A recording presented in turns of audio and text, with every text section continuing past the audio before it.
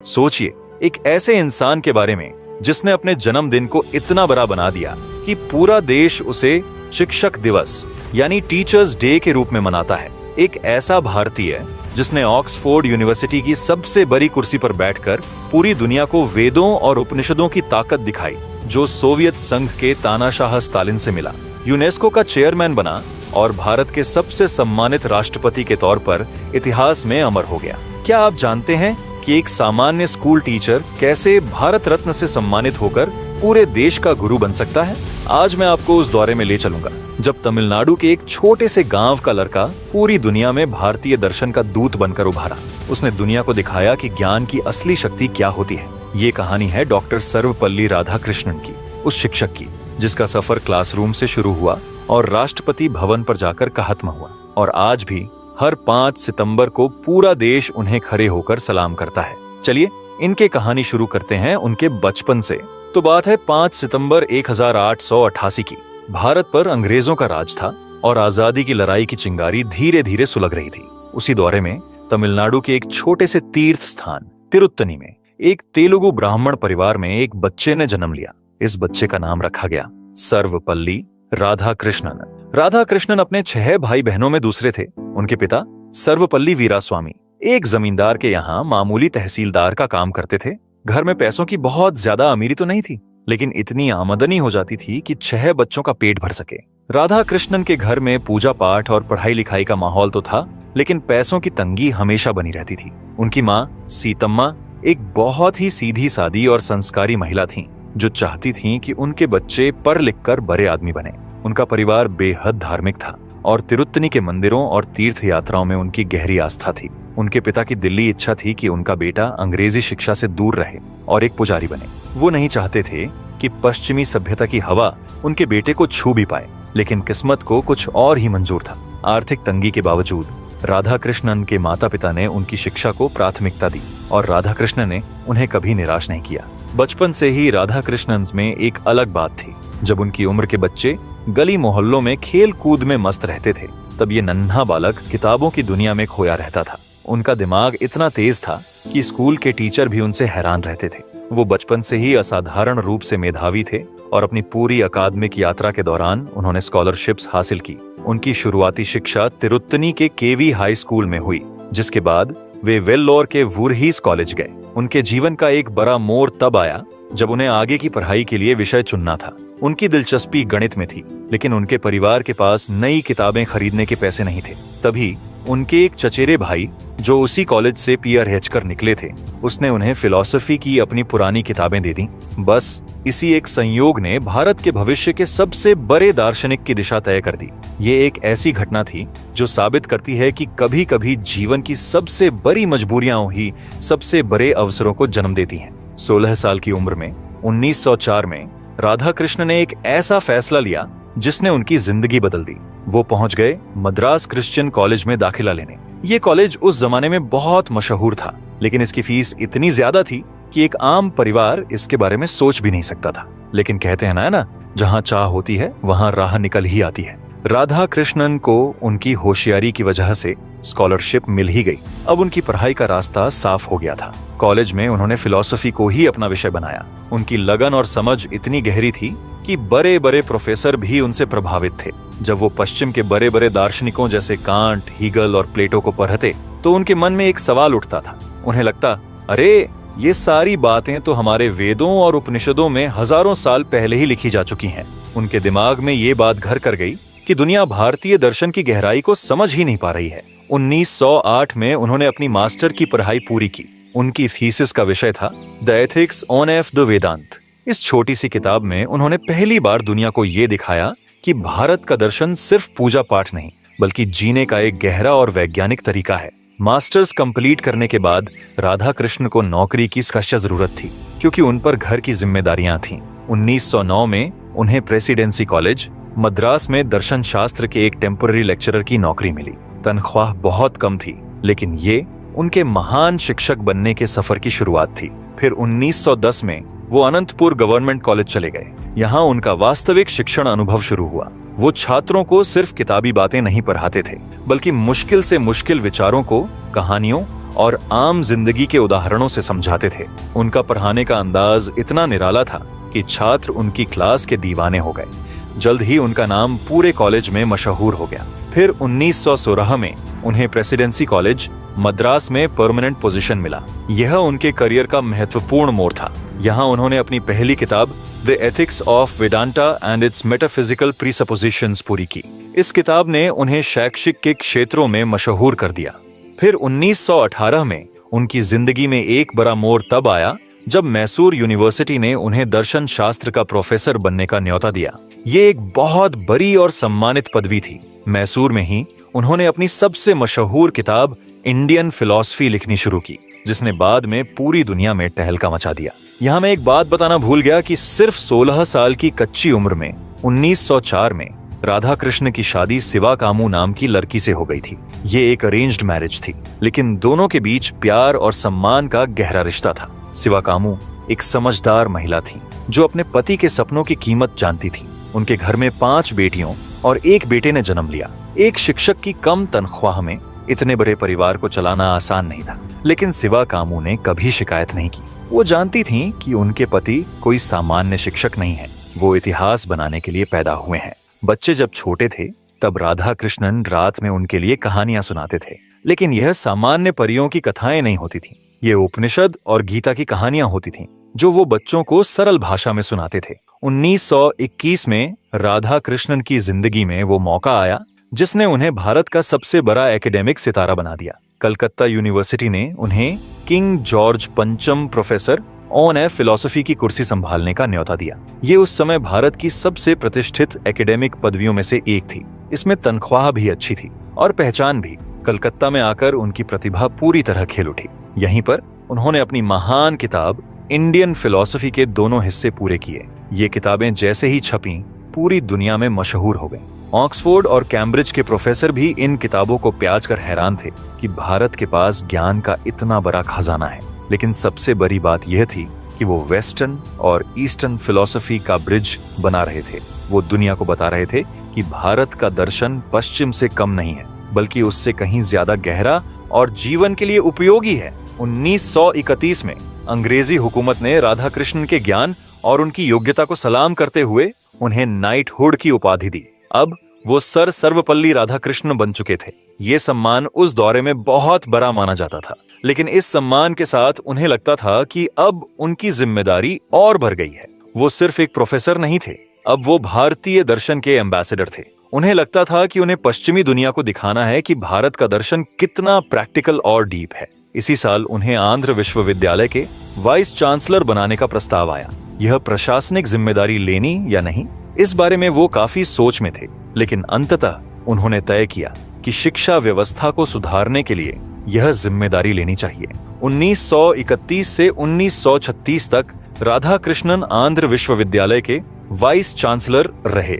यह उनकी पहली प्रमुख प्रशासनिक भूमिका थी। विश्वविद्यालय में अनुसंधान सुविधाएं सुधारी, पुस्तकालय का विस्तार किया और छात्र शिक्षक अनुपात बेहतर बनाया। उनका ध्यान था कि उच्च शिक्षा सिर्फ डिग्री देने की मशीन न बने, बल्कि छात्रों में सोचने की क्षमता विकसित हो। उन्होंने विश्वविद्यालय में दर्शन और कलाओं को ज्यादा महत्व दिया। इस दौरान उन्होंने एक आदर्शवादी जीवन की दृष्टि किताब लिखी, जो उनकी मास्टर्स पीस मानी जाती है। इस किताब में उन्होंने ईस्टर्न स्पिरिचुअलिटी और वेस्टर्न रैशनलिज्म का परफेक्ट ब्लेंड दिखाया।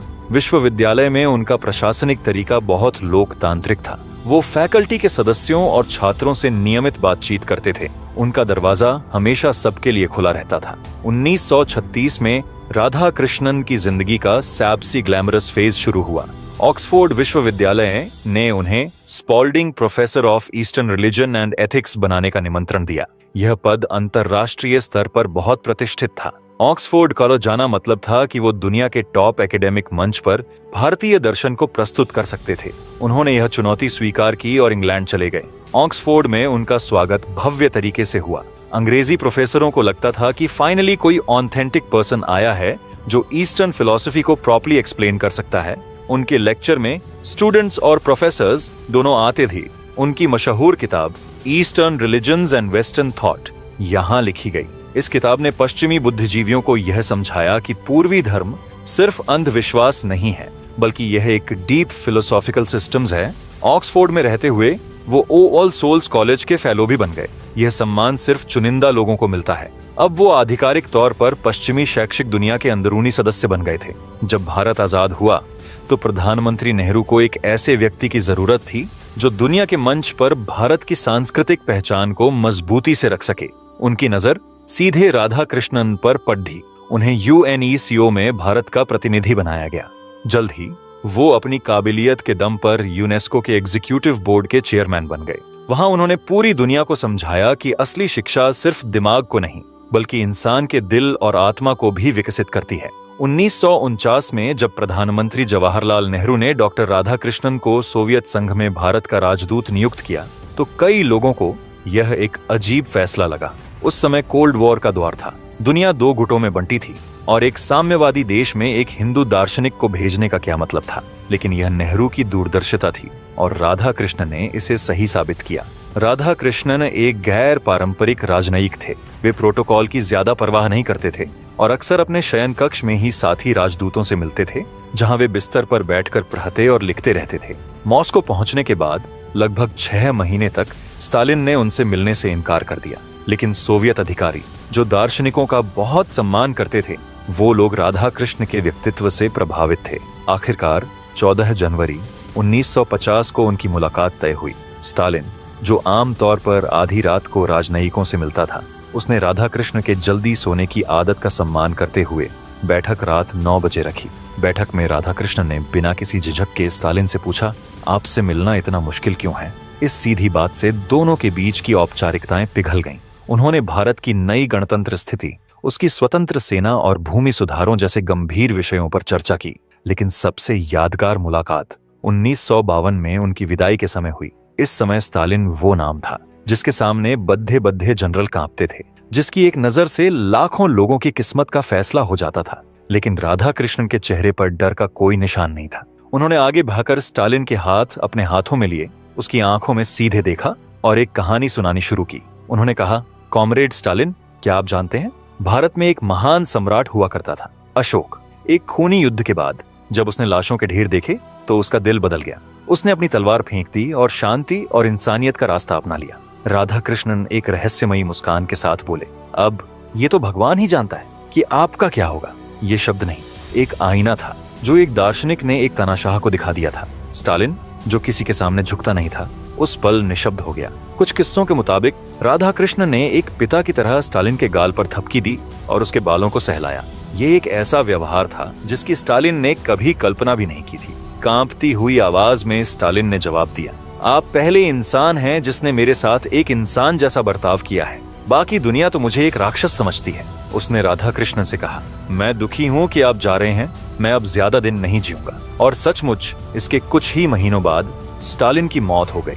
इसी मानवीय दृष्टिकोण का इस्तेमाल करके उन्होंने कश्मीर मुद्दे पर भारत के लिए महत्वपूर्ण सोवियत समर्थन हासिल किया। इसी दौरान उन्होंने Indo Soviet cultural exchange programme start किए।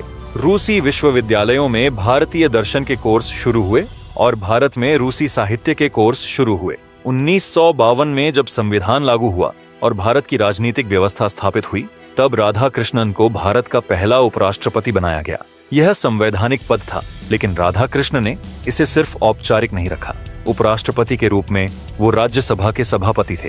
संसद में उनका आचरण इतना गरिमामय था कि विपक्षी दल भी उनकी इज्जत करते थे। वो कभी पक्षपाती राजनीति में शामिल नहीं हुए।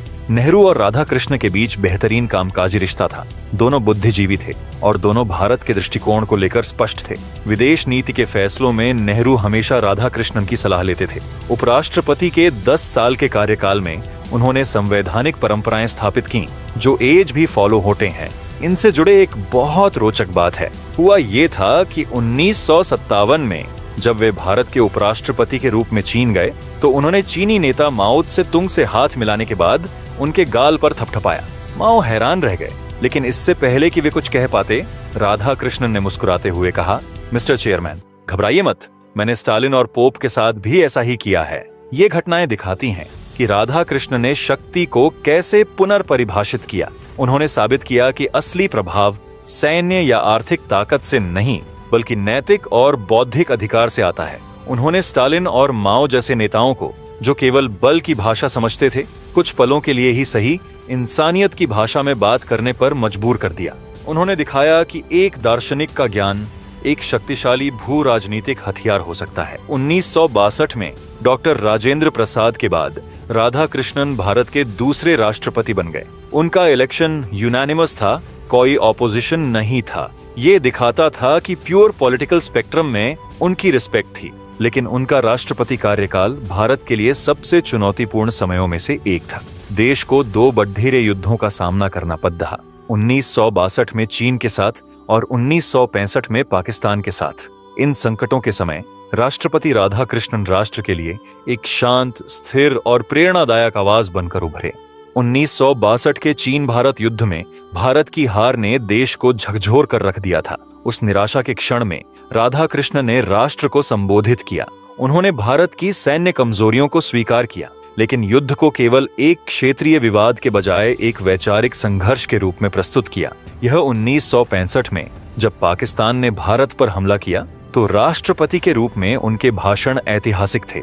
11 सितंबर 1965 को राष्ट्र के नाम अपने प्रसारण में उन्होंने स्पष्ट रूप से कहा, आज हम किसी जमीन के टुकड़े के लिए नहीं बल्कि मौलिक सिद्धांतों के लिए लड़ ही रहे हैं। उन्होंने भारत के धर्मनिरपेक्ष लोकतंत्र की तुलना पाकिस्तान की सैन्य तानाशाही और एक धर्मतांत्रिक राज्य से की।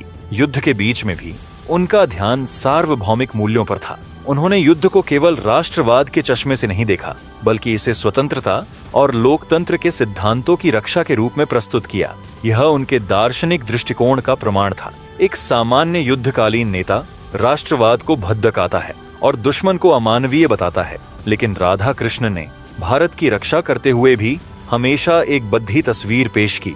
उन्होंने राष्ट्रवाद को सर्वोच्च आदर्श नहीं माना, बल्कि वर्ल्ड कम्युनिटी की बात की। उन्होंने दिखाया कि एक दार्शनिक का दृष्टिकोण संकट में एक बोझ नहीं, बल्कि एक गहरा संबल होता है। यह राष्ट्रीय संघर्ष को एक नैतिक दिशा देता है और उसे अंधी नफरत में बदलने से रोकता है। जब राधाकृष्णन राष्ट्रपति बने थे, तब उनके छात्रों और प्रशंसकों ने उनका 70वां जन्मदिन मनाना चाहा, लेकिन उन्होंने कहा, अगर आप सच में मेरी इज्जत करते हैं तो मेरे जन्मदिन को टीचर्स डे के रूप में मनाइए। तब 5 सितंबर 1962 से भारत में पहला टीचर्स डे मनाया गया। यह परंपरा अभी तक जारी है। हर साल इस दिन शिक्षकों को सम्मानित किया जाता है और राधाकृष्णन के योगदानों को याद किया जाता है। उनका दर्शन था कि शिक्षक सिर्फ जानकारी स्थानांतरित नहीं करता, बल्कि चरित्र निर्माण करता है। शिक्षक राष्ट्र निर्माता हैं, यह उनका मशहूर कथन है। टीचर्स डे की शुरुआत उनकी सबसे बड़ी विरासत है। आज पूरे भारत में 5 सितंबर को शिक्षकों की इज्जत की जाती है और शिक्षा के महत्व को मनाया जाता है। जब तक वे प्रेसिडेंट बने रहे, तब तक राष्ट्रपति भवन में उनका आचरण इतना सरल था कि कर्मचारी उनसे बहुत प्रभावित रहते थे। वो फॉर्मेलिटीज मिनिमाइज करते थे और बुद्धिजीवियों, कलाकारों, वैज्ञानिकों के साथ नियमित बातचीत रखते थे।